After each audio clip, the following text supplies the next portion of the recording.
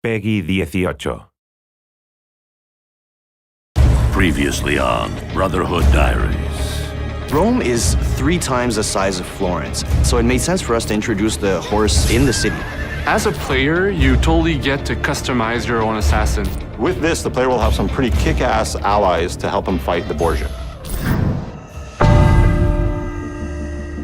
The papal troops march across the countryside, conquering the cities of Italia one by one. Only Ezio Auditore da Firenze stands between the Templars and his brilliant, ruthless general, Cesare, and his ambition. Welcome to Assassin's Creed Brotherhood Diaries.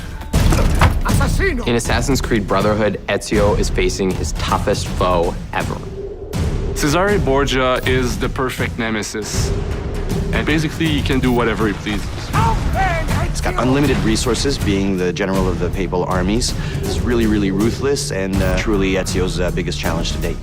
To unite Italia, I must have every institution under my control. He's trying to take over the whole country and unite it under the Templars. In Assassin's Creed Brotherhood, there's Cesare, who's your main target, but he's helped by 3 generals. The Duke de Valois, he has a huge army which helps Cesare make his law in Rome.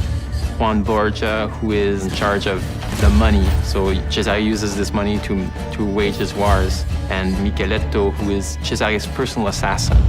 So we dedicated one full sequence of gameplay to learn a little bit about their backstory, how their influence is corrupting Rome and everything. So you'll get to experience the constant build-up where in the final showdown, you get to track down your final prey and kill him.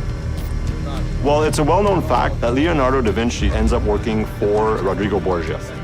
And one of the things that Rodrigo wants to do by taking over the world is build these fabulous war machines. And we created whole missions around them where you have to go find the plans, destroy them, get the machine. You actually get to use it and then destroy it so that the Borgias can't use these war machines in their fight. In AC2, we had what we call the secret locations. People really loved that, so we decided to bring them back in Assassin's Creed Brotherhood with a twist, of course. And once you find them, something interesting is going to happen.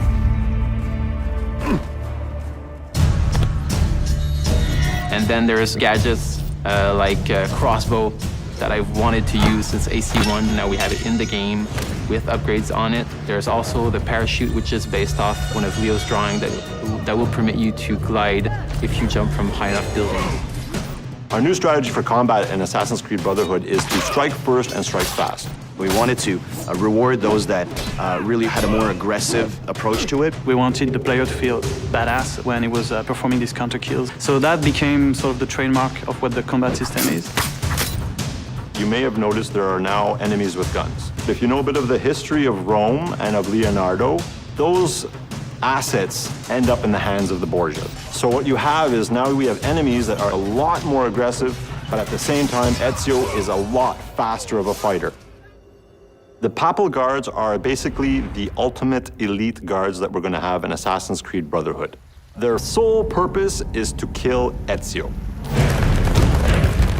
They're super brutes, they're super agile. They'll sucker punch you all the time. They'll have 2 people hit you at the one time. So they have the best of all the other archetypes. So it's all about mastering not only the combo system, but also mastering your defensive strategy and your offensive strategy as well. The coolest move I've seen is this extremely violent move with both the sword and the gun.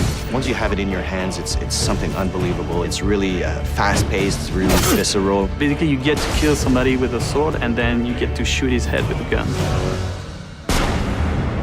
That's pretty violent. Next on the Brotherhood Diaries. You're going to go to a harbor in Naples. You're going to experience an entire other country. You're going to get to go to Spain. Another really cool aspect of the multiplayer of Assassin's Creed Brotherhood is the fact that now that it's the person that you're chasing, it's a lot more unpredictable, and they're a lot smarter than any AI that you can ever make.